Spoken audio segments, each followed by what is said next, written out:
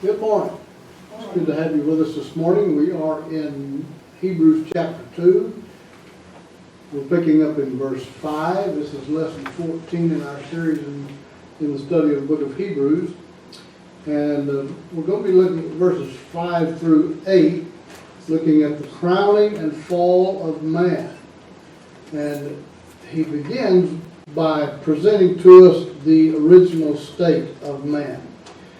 For he has, he says in verse 5, for he has not put the world to come, of which we speak, in subjection to angels. But one testified in a certain place, saying, what is man, that you are mindful of him, or the Son of Man, that you take care of him? You have made him a little lower than the angels. You crowned him with glory and honor, and set him above the works of your hands. You have put all things in subjection under his feet. For in that he put all in subjection under him, he has left nothing that is not put under him. Now, it's important to note that the subject of the psalmist's inquiry is not Jesus. It's man. What is man that thou art mindful of him? Would you read your last sentence on verse 7, please? For in that he put all things in subjection under him, he left nothing that is not put under him. What does yours read? But now we see not yet all things put under him. Not yet all things. Yeah. Yeah, that's the New King James. King James. Yeah. And we'll look at that here in a moment. Okay, I just... But this is actually quoted from Psalm chapter 8, verses 4 through 6, which reads, when I consider your heavens, the works of your fingers, the moon, the stars, which you have ordained, what is man that you're mindful of him, or the Son of Man that you visit him? For you have made him a little lower than the angels, and you have crowned him with glory and honor. You have made him to have dominion over the world, over the works of your hands. You have put all things under his feet, all the sheep, the oxen, even the beasts of the field, the birds of the air, and the fish of the sea that pass through the paths of the sea. So what is man that you are mindful of him? This is a contrast presented by the psalmist. And he presents man as the object of divine interest and supremacy. So, as the psalmist considers the magnificence of the moon and the stars and the heavens, he considers man in light of such created wonders. He looks into the heavens and he cannot help but marvel at what he sees in the heavens. And when he considers man along the same line, he begins to see man as something relatively insignificant. When I consider the works of your hand, and he looks at the moon, the stars, and notices, what in the world is man, by comparison, that you would even care about?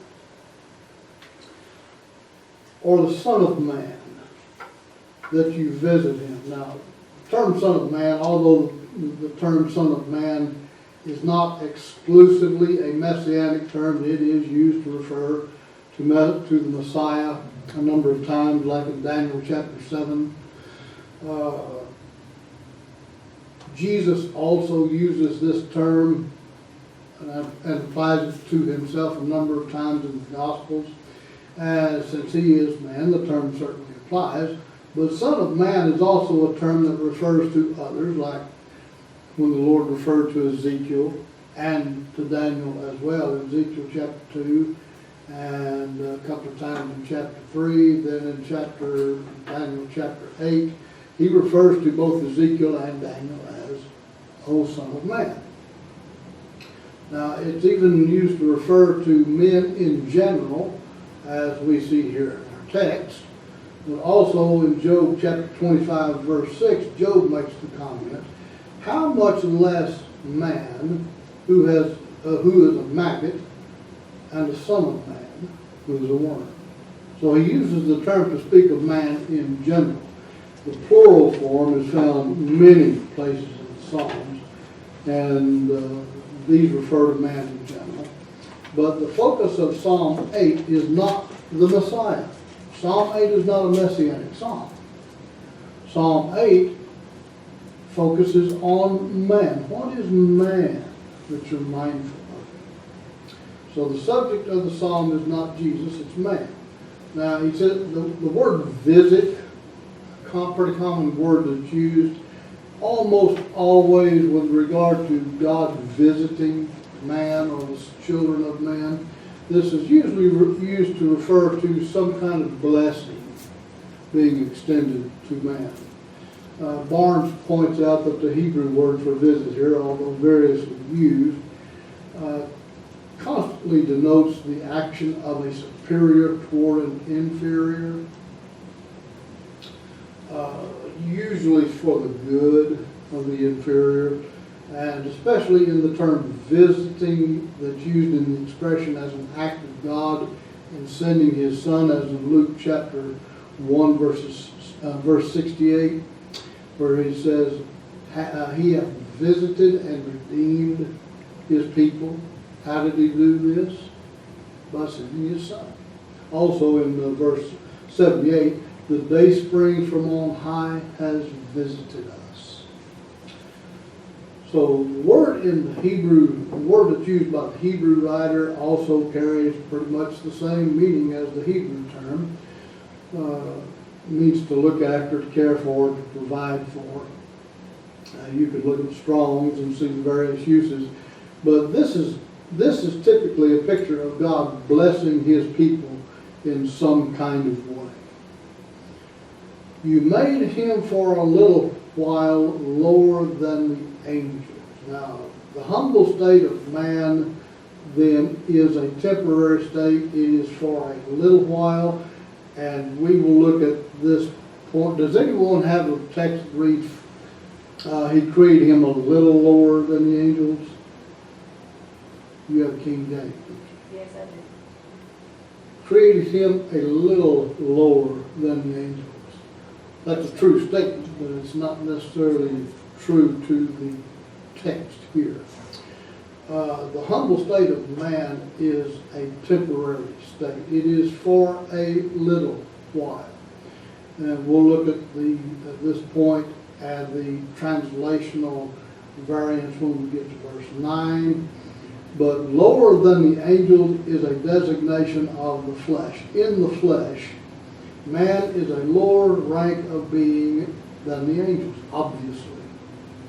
He's much, as a creature, he possesses much less power, less wisdom, less strength. But in spite of his humble estate, man is created to be superior to everything in the natural world. And this is what is so amazing to the psalmist. When he looks at the heavens and considers them, and then he looks at man, what is man by comparison to such majesty that you see in the heavens? Have you looked at the majesty of the creation of man? Now that's majesty. It isn't to man, he says, to whom God has given the world to come, or it's not. He didn't set angels above the world to come. He put man over the world to come. As Mike Tackett once commented, and I think quite appropriately so, we may be lower in angels than rank of being, but we are like God in nature. That can't be said of angels, or at least Scripture doesn't say that anywhere of angels. As man, as such, man is given divinely exalted dignity, verses 7 and 8. He's crowned with glory and honor. And this was a regal endowment. Crowned him with glory and honor. And as a consequence of this glory and honor, man was given dominion and authority over creation. Man was set over God's handiwork. God created man to rule the earth. He created him to have dominion over it and everything in it. And what does this mean? When God said, have dominion or rule over everything that I make. What does that mean? To what extent can we apply that kind of language? How do you define a rule? If everything in your kingdom is not subject to your will and your command, what kind of rule is that? This presents an interesting concept. What are the implications, I think, of that remarkable statement? I would suggest that initially, man's authority over the world was absolute, second only to the Almighty. Whatever man commanded, that's what happened. So how can one rule something or over something or someone over which he does not have control? When God said rule over the earth, what does that mean? I've got control over everything that happens in this world. The entire domain of the animal kingdom would have responded to the will and to the voice of man. Even the earth itself and everything in it would have responded to the will and the voice of the sovereign who rules it. This is man's creative function. Even the elements and the earth itself would have obeyed the voice of the master, man. However, that authority seems to have had its limitations because, as the psalmist says in Psalm 115:16, the heavens are the heavens of the Lord, but the earth He's given to man, or the sons of man. Then in verse 8 you have a change of status, and this is the point where the psalmist is taking us. But now we do not see all things put under Him. Who is the Him?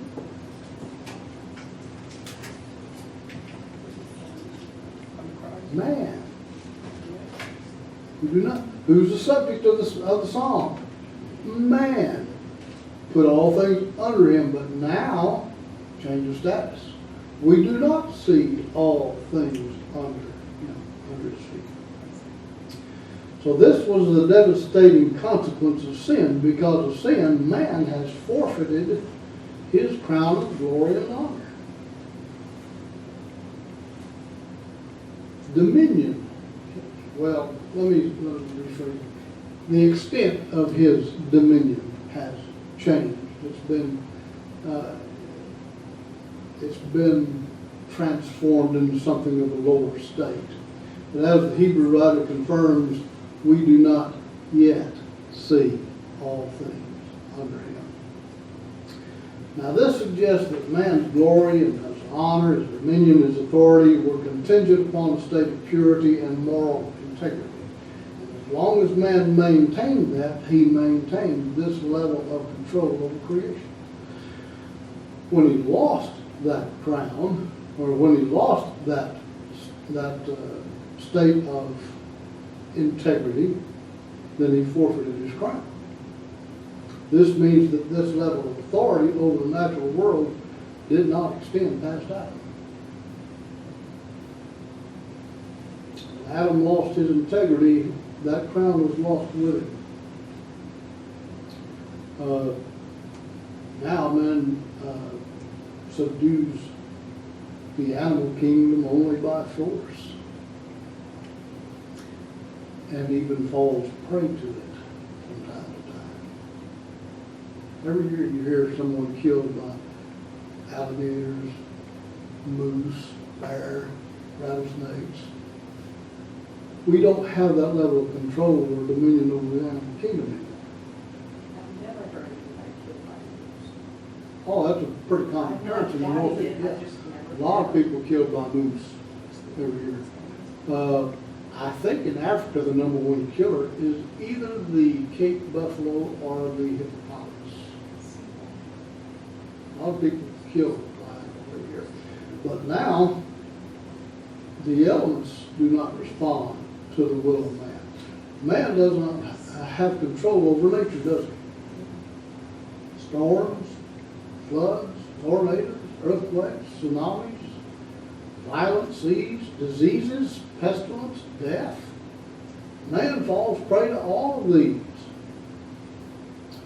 Quite a change in status. Now man falls prey to all of these kinds of things because he no longer has control over them. Clearly, man's original status has changed. He has forfeited his dominion. Who now has dominion? Satan is the ruler, the prince of the earth,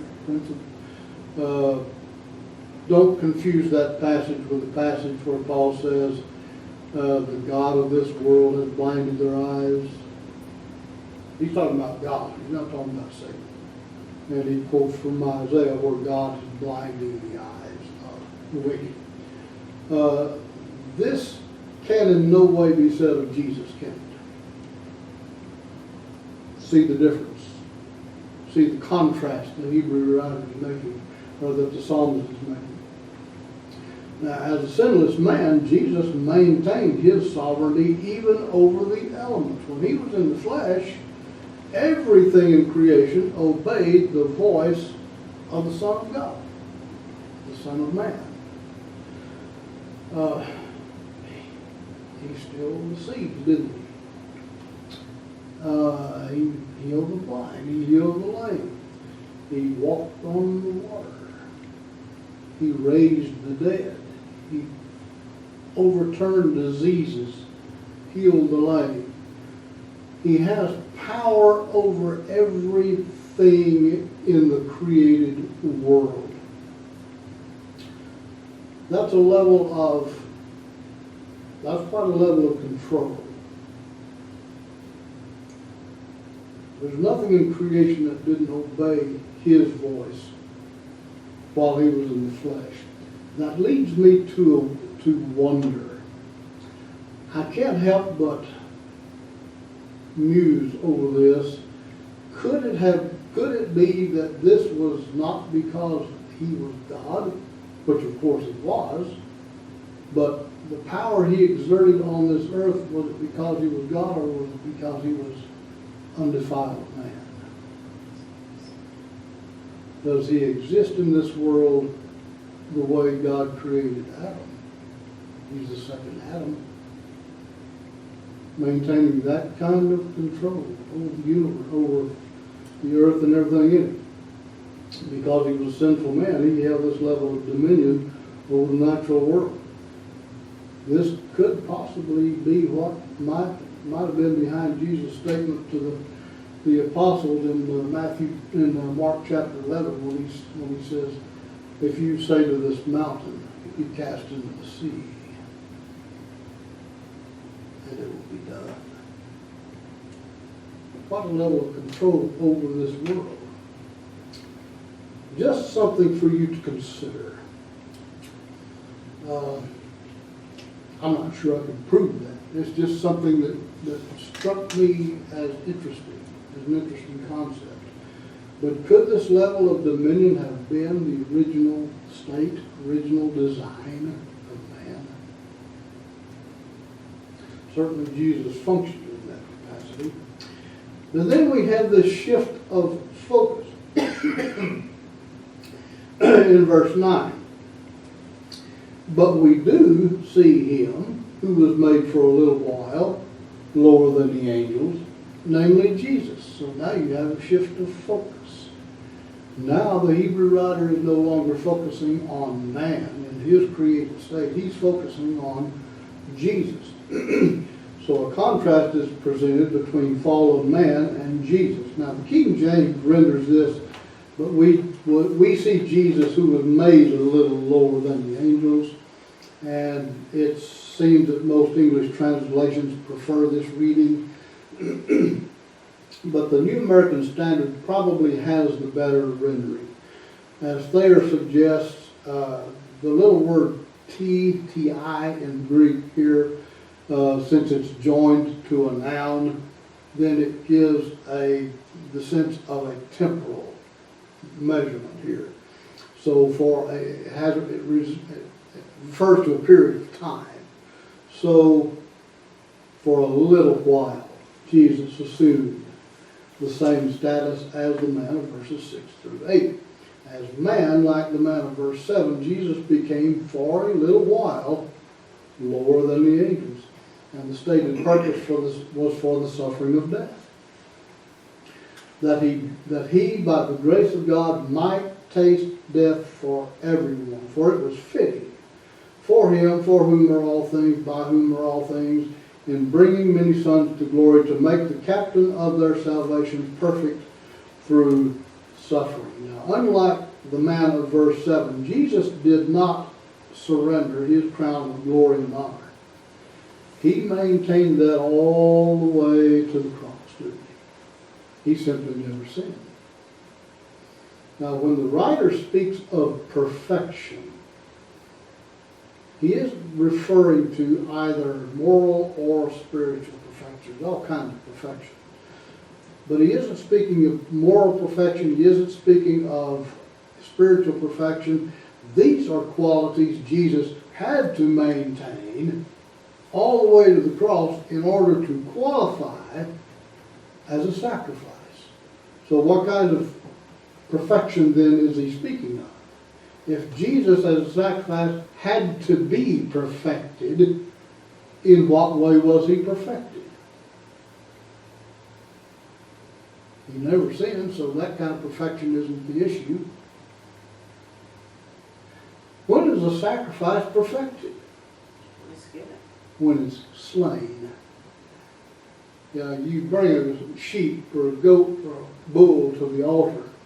When does that sacrifice become valid? When is it perfect? When is it completed? When you cut its throat and lay it on that altar. So, sacrifice must be slain to complete its perfection, to complete its function, its design purpose. Under the law, no blood sacrifice is ever perfected or completed until it's slain and fumed upon the altar. And in like manner, Jesus was perfected as a sacrifice when he was offered at the altar of Calvary.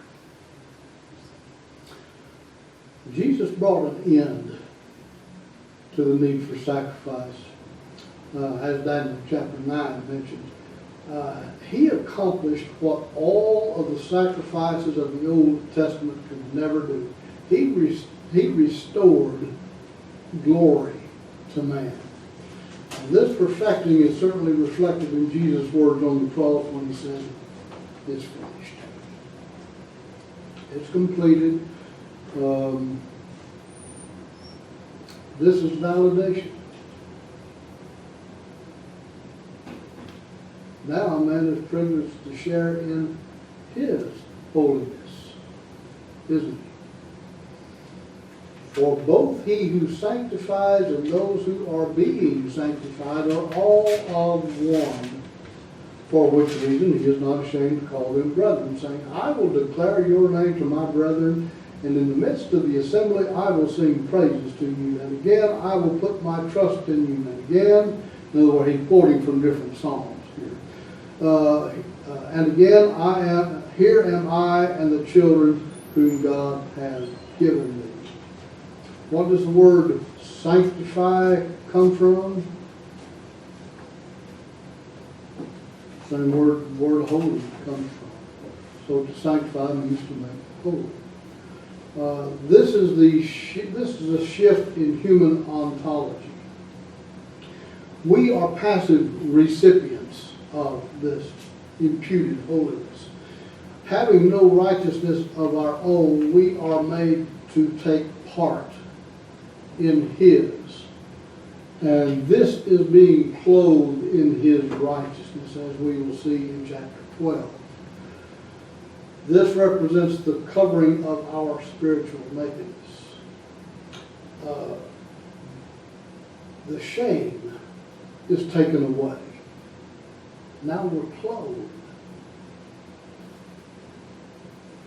And this is why he is no longer ashamed to call us brethren. The shame is removed. are all out of one. Now, to what does the one relate? A lot of speculation can be had here. And I've read all kinds of speculation by commentators. Some are pretty good, some are not so good. But someone has suggested that perhaps one sanctification, would that work?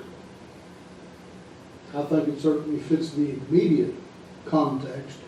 All those who are sanctified and the one who sanctifies are all from one sanctification. That's certainly plausible.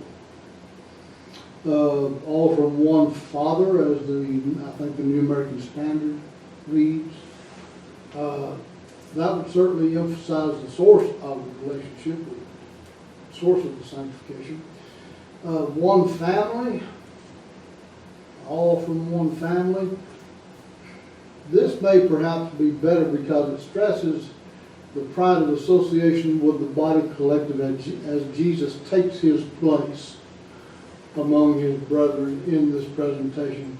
Behold, I and the children whom you have given me. I think perhaps one flesh might better fit the broader context of verses 11 through 18, because Jesus is taking part. He's being presented as taking part in the same state as the man of verses 5 through 8. Both the redeemed and the Redeemer are of the same flesh. He's going to emphasize this later in chapter 4. But both the Redeemer and the Redeemed are the same flesh. And Messiah takes his place among his brethren, verses 12 and 13. Now perhaps the purpose of this is pedagogical. Because look what he's doing. He's making presentation. To proclaim God to man, it seems to be the function. I will proclaim your name among my brethren, and to expound the praises of God. I will declare your name to my brethren, and in the midst of the assembly, I will praise your name. So this seems to have some pedagogical implications as well. Now notice, this is presentation. This is not introduction.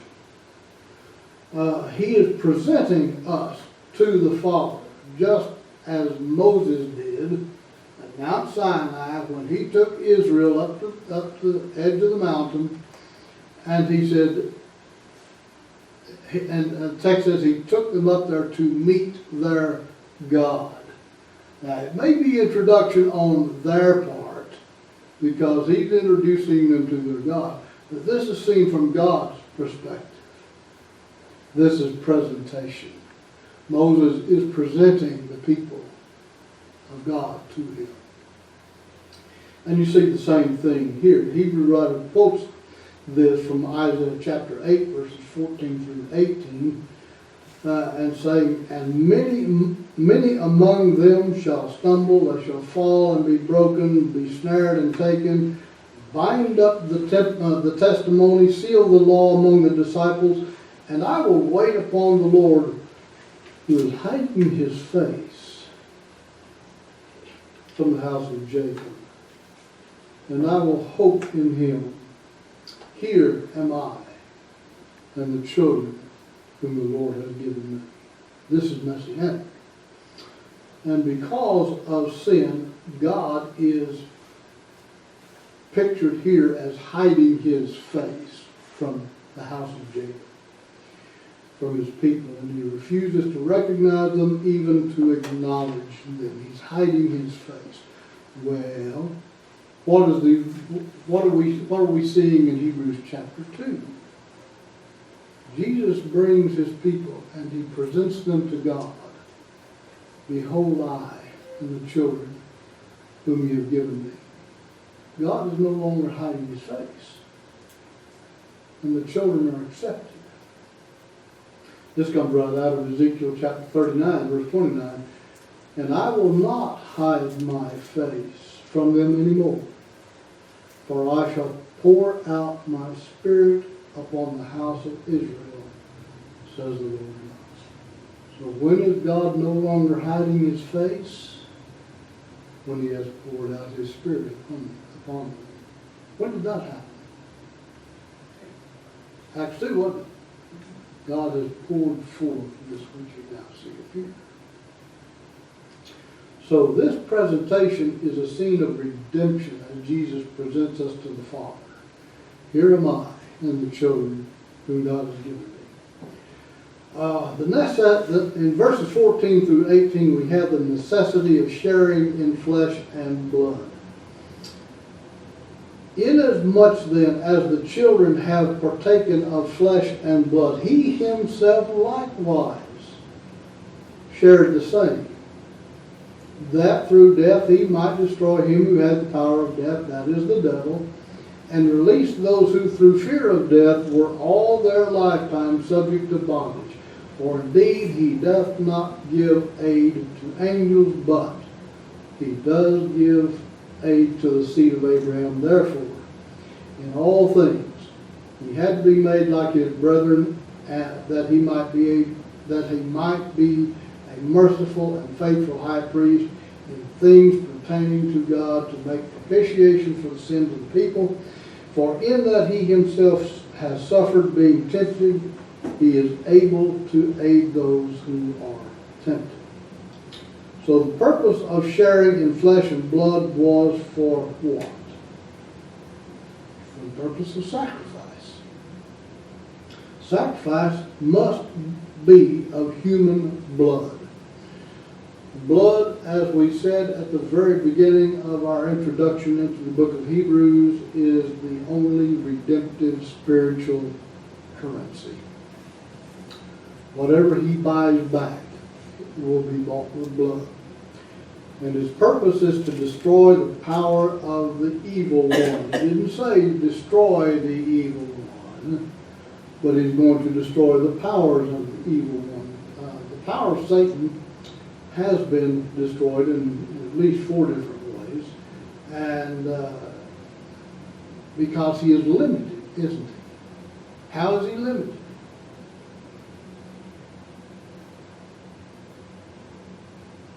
What limitations does Satan have imposed upon him?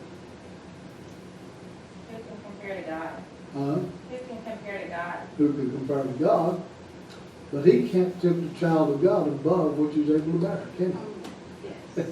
He's bound in certain ways. He can no longer tempt the nations as he once did. That level of control, that level of power has been taken from him. He can't deceive the nations as he once did. He can't destroy the power of the gospel, can he? That's hard to believe. It is hard to believe, but he can't. The gospel is going to bear its fruit wherever God wills it to. Satan can't prevent that. Also, Jesus has taken from Satan the power of death. Can Satan still kill people?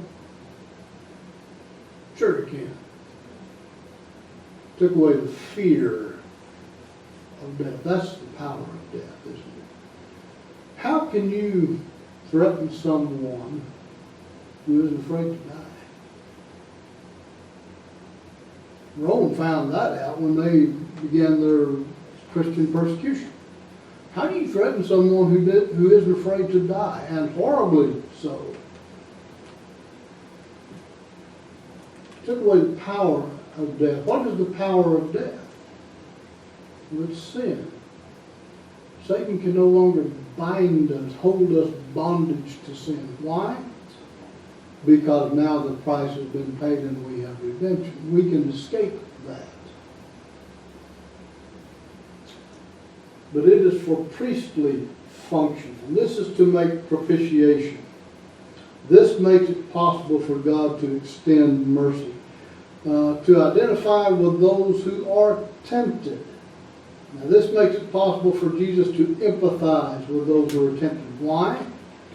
Because he was in all points tempted, just like you and I.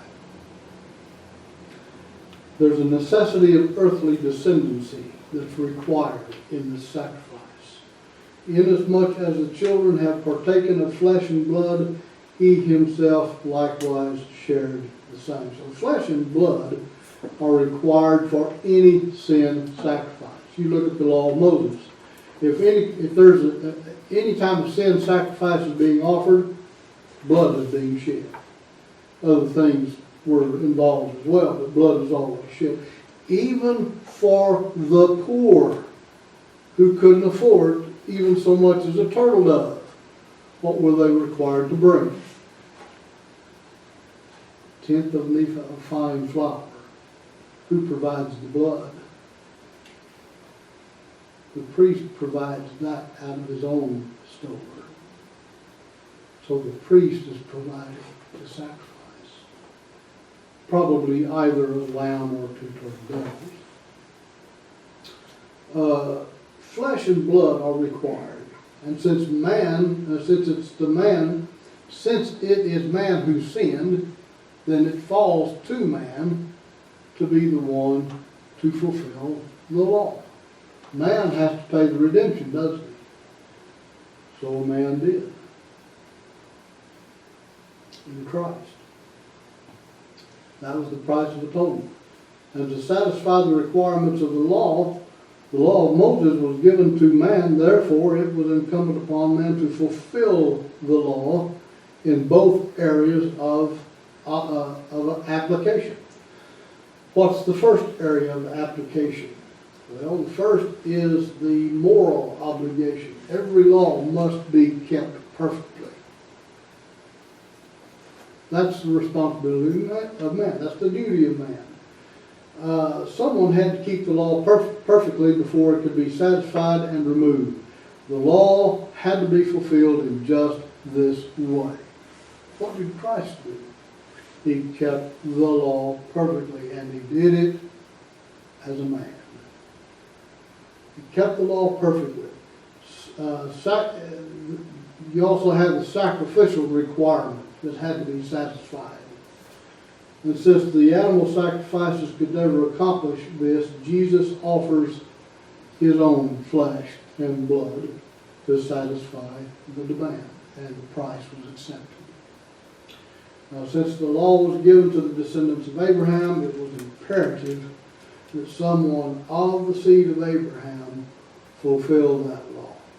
It couldn't be just anyone. Jesus entered into the seed line of Abraham for that express purpose. We're out of time. Just about right on time. Any questions or comments on Hebrews chapter 2? If not, we will pick up in chapter 3 beginning next week.